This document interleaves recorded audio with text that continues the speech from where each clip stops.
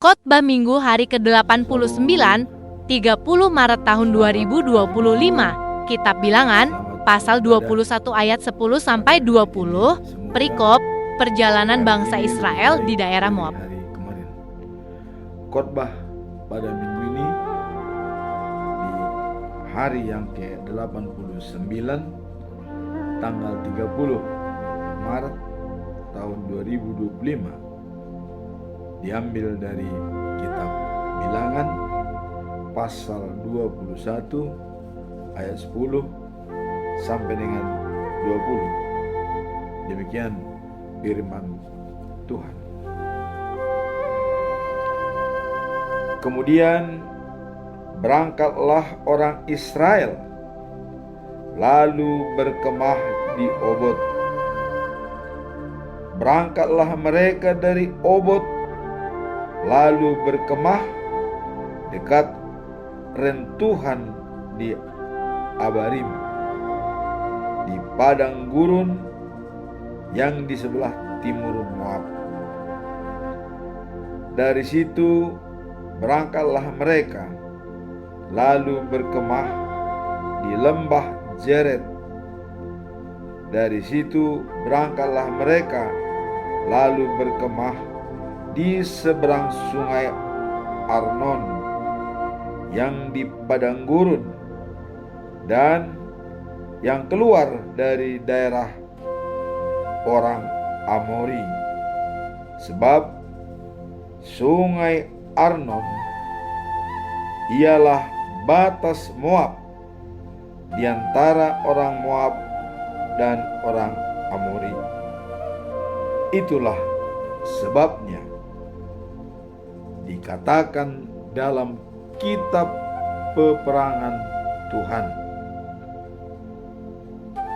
Waheb di Supa dan lembah-lembah ke sungai Arnon, dan lereng lembah-lembah, lereng itu terbentang ke tengah di mana terletak kota Ar, dan bersandar pada batas daerah Moab.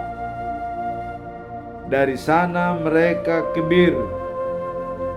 Inilah sumur di mana Tuhan berfirman kepada Musa, "Kumpulkanlah bangsa itu, maka aku akan memberikan air kepada mereka." Pada waktu itu orang Israel menyanyikan nyanyian ini, "Berbual-buallah, hai sumur, mari kita bernyanyi-nyanyi, berbalas-balasan, karena sumur yang digali oleh raja-raja, yang dikorek oleh kaum bangsawan di antara bangsa itu, dengan tongkat-tongkat kerajaan, dengan tongkat-tongkat mereka, dan dari padang gurun mereka ke Matana, dari Matana ke Nahaliel, dari Nahaliel ke Bamot, dari Bamot ke lembah yang di daerah Moab, dekat puncak gunung Pisga yang menghadap padang belantara. Demikianlah bacaan firman Tuhan. Dan setelah kita baca firman ini, apa makna, pesan moral, dan pembelajaran daripada khotbah minggu ini? Kalau kita melihat isi daripada firman Tuhan, dapat kita ambil makna daripada khotbah ini adalah menceritakan perjalanan umat Israel di padang gurun dan tantangan yang dihadapi mereka, termasuk peperangan melawan musuh-musuh mereka di Moab dan Amori. Jadi ini adalah menceritakan perjalanan bangsa Israel, ya, di mana mereka menghadapi tantangan yang banyak di perjalanan dengan peperangan, yaitu musuh-musuh mereka seperti Moab dan Amori. Setelah kita melihat perjalanan mereka, apa pesan yang bisa kita ambil dari khotbah ini? Pesan moralnya adalah pentingnya kepercayaan dan ketekunan dalam iman Kristen melalui masa-masa sulit. Perjalanan mereka di padang gurun belantara adalah merupakan masa-masa sulit dan menghadapi musuh. Dan juga mungkin menghadapi, tadi dikatakan bahwa air yang tidak ada, ya, sehingga apa yang dinyatakan pada pesan ini, mereka selalu mengandalkan Tuhan. Iman Kristen melalui masa-masa sulit mengandalkan Tuhan sebagai penolong dan juga memberi apa yang mereka butuhkan. Apa pembelajaran dari khotbah ini? Pertama, ayat ini mengajarkan, ya, bagaimana umat Israel, ya, tidak hanya harus berjuang dengan fisik, tetapi juga harus tetap bergantung pada Tuhan untuk bimbingan dan kekuatan dari Tuhan. Jadi pembelajaran pertama adalah mereka, ya, umat Israel tidak hanya berjuang dengan fisik, dengan melalui padang gurun yang begitu menghadapi tantangan dan juga musuh, ya, tetapi juga harus tetap bergantung kepada Tuhan untuk menerima bimbingan dan kekuatan. Jadi di samping mereka lelah, juga tetap mengandalkan Tuhan sebagai sumber kekuatan mereka. Itu yang pertama.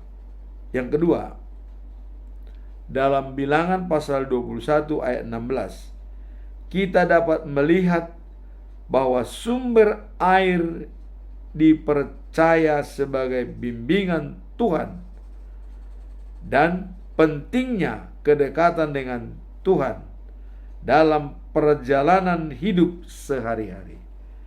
Jadi dengan adanya, ya, bantuan atau merupakan sumber dari Tuhan di sana di mana mereka bisa mendapatkan air di sumur-sumur yang ada digali oleh para raja-raja.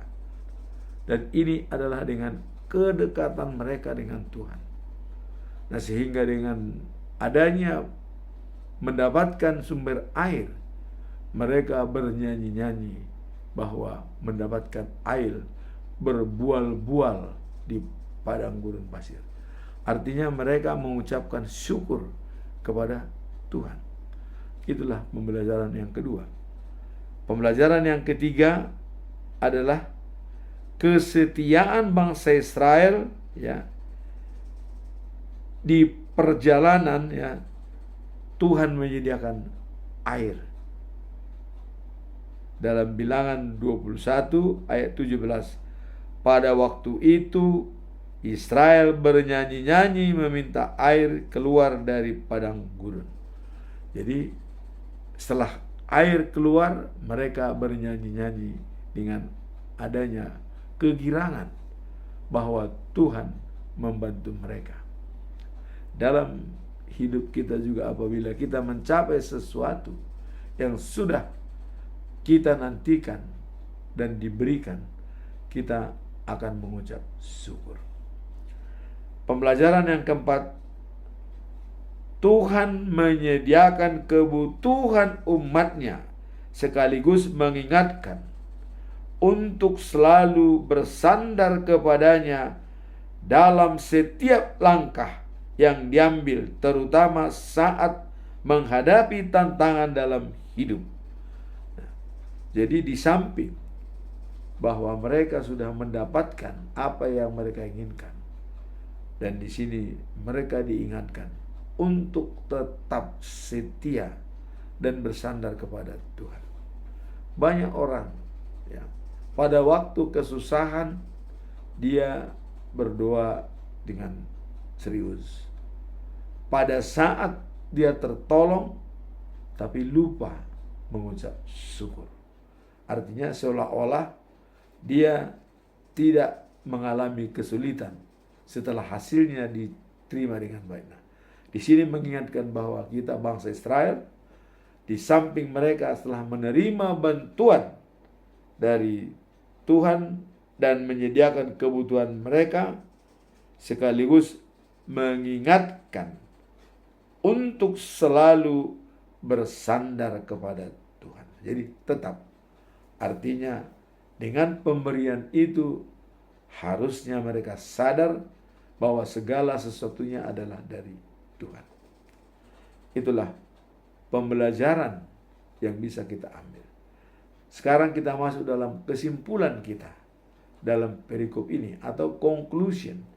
Apa kesimpulan? Pertama, kita mencoba mengajukan suatu pertanyaan.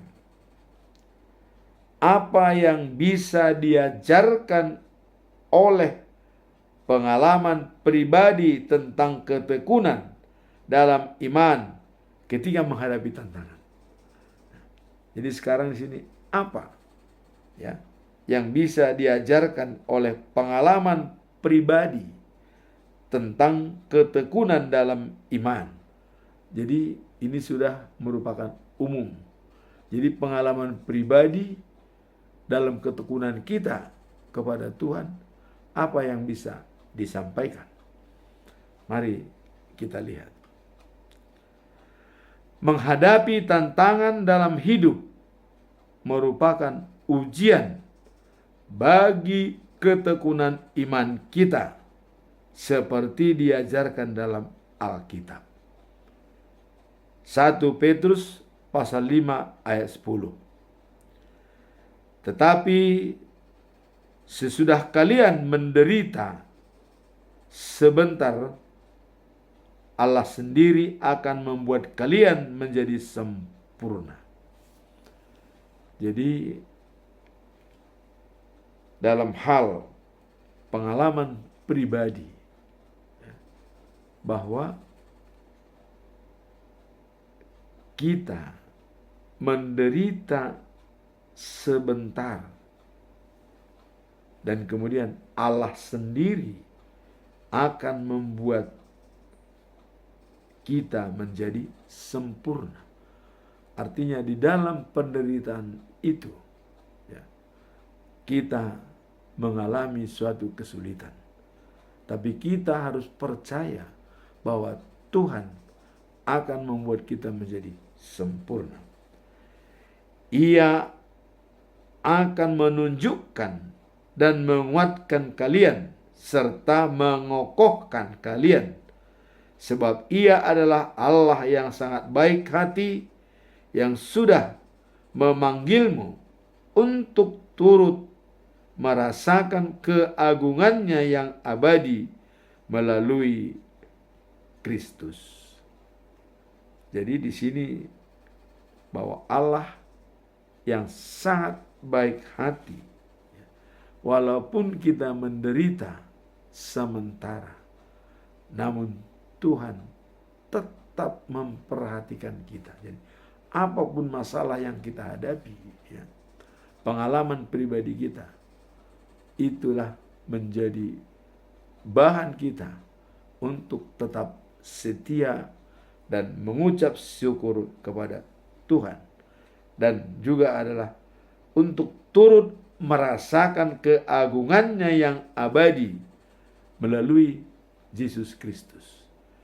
Jadi dengan kita dapat bertahan dalam penderitaan, maka keagungannya yang abadi melalui Yesus Kristus. Artinya di sini dikatakan adalah keselamatan untuk hidup yang kekal dan sejati. Itulah kalau kita tabah dalam penderitaan bahwa Allah adalah baik hati untuk menolong kita, mengembalikan kita menjadi sempurna dan bisa menjadi pewaris kerajaan yang disediakan oleh Tuhan Allah melalui Yesus Kristus. Ayat ini menunjukkan meskipun tantangan mungkin teramat berat, Allah menjanjikan pemulihan dan kekuatan bagi mereka yang tetap setia. Jadi walaupun kita mengalami tantangan yang sangat berat, namun sesuai dengan janji Allah akan memberikan keselamatan bagi kita. Karena di dalam Mazmur pasal 50 ayat 15 dikatakan panggillah aku pada saat kau mengalami kesulitan, supaya aku melepaskanmu dan engkau memuji aku. Dalam bahasa Batak dikatakan, Jo ma'au ditiki hagogotan, asa hupalua ho, jala asa dipuji ho ahu. Inilah jaminan bahwa Tuhan menjanjikan kepada orang untuk keselamatan. Yang penting kita mau setia dan memanggil namanya. Dan juga kita ingat dalam Mazmur 119 ayat 105 dikatakan, firman-Mu pelita kakiku dan terang bagi jalanku. Jadi apabila kita bersandar kepada firman Tuhan, itu merupakan pelita bagi kaki kita dan terang bagi jalan kita. Artinya ada kehidupan yang baik. Itulah tadi dikatakan keagungan yang besar melalui Yesus Kristus, kekal dan abadi. Nah, kemudian dalam setiap tantangan yang kita hadapi, ada janji Allah untuk memulihkan dan memberi kekuatan. Jadi dengan demikian, Allah selalu hadir dalam pergumulan kita. Apapun yang kita lakukan, kita tidak pernah ditinggalkan oleh Allah. Dia selalu hadir melihat permasalahan yang kita hadapi. Sekarang pertanyaan yang kedua. Bagaimana cara menjaga kedekatan dengan Tuhan dalam situasi yang sulit dan penuh tekanan? Apakah kita bisa mendekat dengan Tuhan pada saat kita ditimpa oleh penderitaan atau pada saat kita dalam kesulitan? Apakah kita mengingat Tuhan? Ini menjadi pertanyaan. Jadi, apakah dan bagaimana cara menjaga kedekatan dengan Tuhan dalam situasi yang sulit? Artinya ada tantangan yang harus kita hadapi. Caranya adalah menjaga kedekatan dengan Tuhan dalam situasi yang sulit dan penuh tekanan adalah hal yang penting bagi setiap orang. Jadi itu sudah merupakan kewajiban kita untuk menjaga kedekatan dengan Tuhan pada setiap ada tantangan yang kita hadapi. Namun bagaimana cara kita untuk menjalankan kedekatan tersebut? Ini yang menjadi bahan pemikiran kita. Salah satu cara untuk menjaga kedekatan dengan Tuhan adalah melalui doa yang tulus dan punya pengharapan. Jadi doa yang tulus dengan penuh pengharapan. Di dalam Filipi pasal 4 ayat 6 sampai yang 7 dikatakan bahwa jangan khawatir tentang apapun. Ini supaya kita tetap siap. Jangan khawatir tentang apapun. Dan nyatakanlah keinginanmu, permohonan dengan doa, supaya Tuhan memberikan terbaik bagi kita. Sehingga dengan demikian, katanya, damai sejahtera Allah akan melampaui akal dan memelihara pikiran kita. Jadi apabila kita sudah menyerahkan segala kekhawatiran kita, maka damai sejahtera Allah bisa melampaui akal dan memelihara pikiran kita untuk tetap tenang dan bersyukur kepada Tuhan. Itulah yang bisa menjawab cara untuk mendekatkan dengan Tuhan. Serahkan kekhawatiranmu kepada Tuhan, sehingga Dia akan memberikan damai sejahtera dan melampaui segala akal dan memelihara pikiran kita untuk tetap tenang dan mengandalkan Tuhan sebagai sumber kekuatan kita. Dalam Mazmur 46 ayat 1 dikatakan, Tuhan itu adalah tempat perlindungan dan kekuatan kita, sebagai penolong yang sangat tepat pada masa kesusahan. Saya selalu mengatakan, Tuhan tidak pernah terlambat menolong kita. Kuncinya pasrah dan berserah. Kita pasrah apapun terjadi dan selalu berserah, karena kuasa Tuhan bisa ditunjukkan kapanpun dan dimanapun kita berada. Itulah penyerahan diri, pasrah, dan Tuhan tidak pernah terlambat menolong kita. Dia akan datang pada saat-saat kita membutuhkan. Inilah jaminan dari Tuhan kepada kita. Dalam situasi yang sulit, Tuhan adalah tempat perlindungan dan sumber kekuatan yang dapat diandalkan. Dia siap membantu dan memberikan penghiburan yang kita butuhkan. Jadi membantu dan memberikan penghiburan yang kita butuhkan, Tuhan akan memberikan kepada kita. Cara kita tadi adalah serahkan dalam doa dengan permohonan kepada Tuhan. Apa yang kita khawatirkan, kita sampaikan permohonan kita dengan doa, sehingga damai sejahtera Allah akan melampaui akal kita dan memelihara pikiran kita untuk tetap tenang dan siap dalam setiap saat. Pertanyaan ketiga, apa dampak dari berbagai pengalaman spiritual kepada orang lain dalam kehidupan sehari-hari?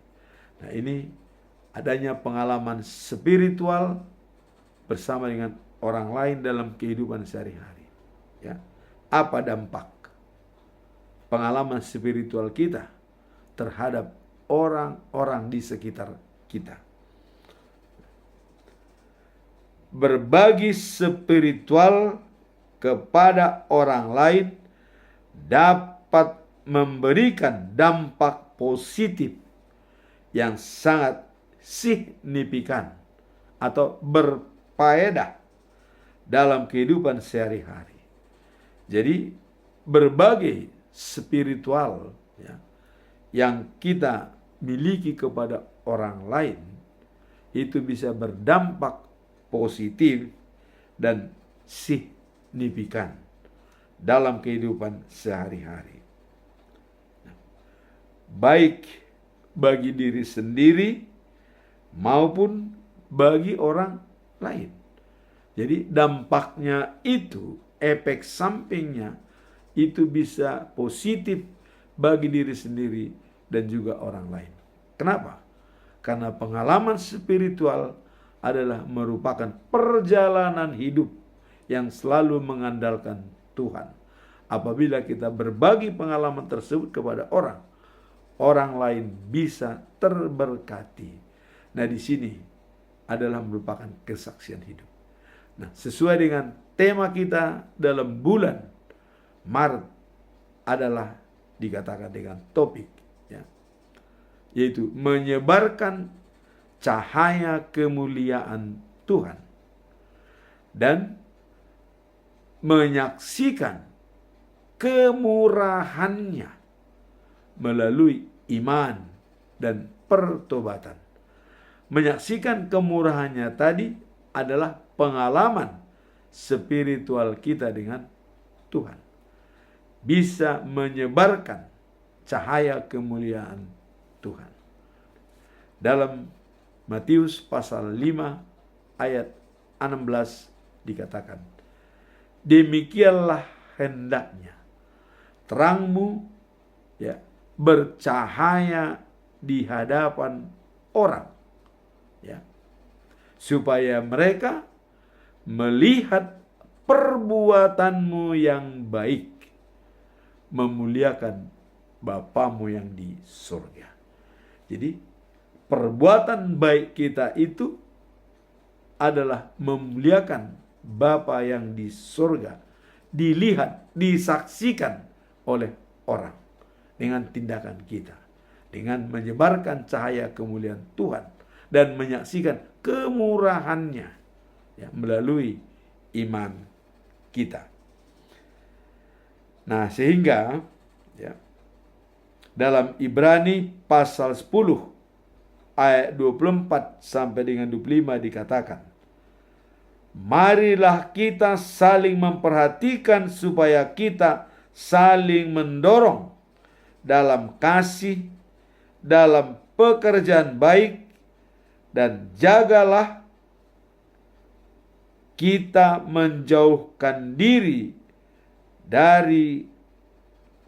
janganlah kita menjauhkan diri dari pertemuan-pertemuan ibadah kita seperti yang bisa dilakukan oleh beberapa orang.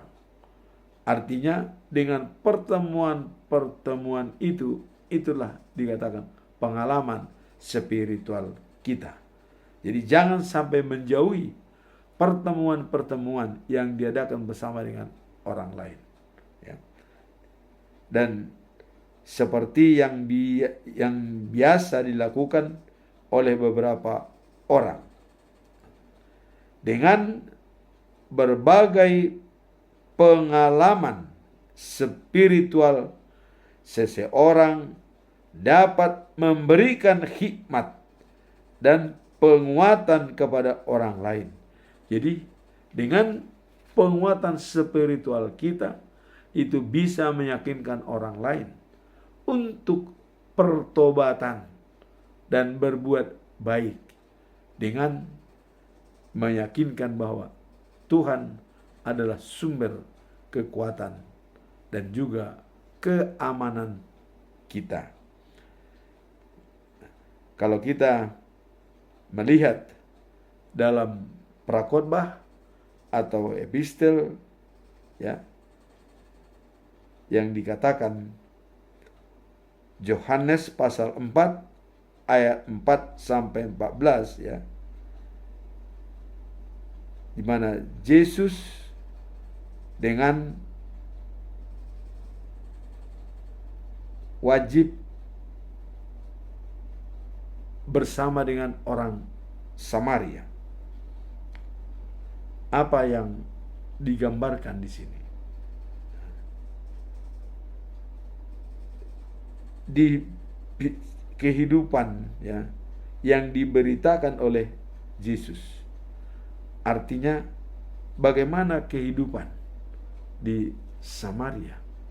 Itu digambarkan oleh Yesus, dikatakan bahwa Yesus adalah sumber kehidupan yang sejati yang dapat memenuhi kebutuhan spiritual manusia secara mendalam. Jadi artinya dengan sumber spiritual yang sejati dan kehidupan adalah Yesus. Maka dikatakan tadi dalam Ibrani pasal 10 ayat 24-25 dikatakan bahwa marilah kita saling memperhatikan supaya kita saling mendorong dalam kasih dan dalam pekerjaan baik, dan janganlah kita menjauhi ibadah kita seperti yang biasa dilakukan oleh beberapa orang yang sudah melupakan pertemuan-pertemuan ibadah, pertemuan-pertemuan komunitas. Karena itulah membimbing spiritual kita untuk lebih baik. Nah, sehingga dengan pertanyaan apa dampak dari berbagai pengalaman spiritual, disinilah pengalaman spiritual kita mengandalkan Yesus Kristus. Karakter Allah adalah kasih, bisa memperkuat kita, memperkuat spiritual daripada orang lain, sehingga berdampak positif dan sangat berguna dalam kehidupan sehari-hari. Itulah khotbah pada minggu ini yang menyebarkan cahaya kemuliaan Tuhan dan menyaksikan kemurahannya melalui iman dan pertobatan, agar kita bisa menjadi dipenuhi dengan kekuatan dan juga adalah damai sejahtera yang melampaui segala akal dan juga memelihara pikiran kita untuk menjadi tenang dan damai. Itulah khotbah minggu ini. Tuhan tidak pernah terlambat menolong kita. Sepanjang kita pasrah dan berserah dan nyatakan dalam doa segala kesulitan yang kita hadapi, agar Tuhan bisa menjawabnya dengan ucapan syukur kepada Tuhan. Amin. Tuhan memberkati kita semua.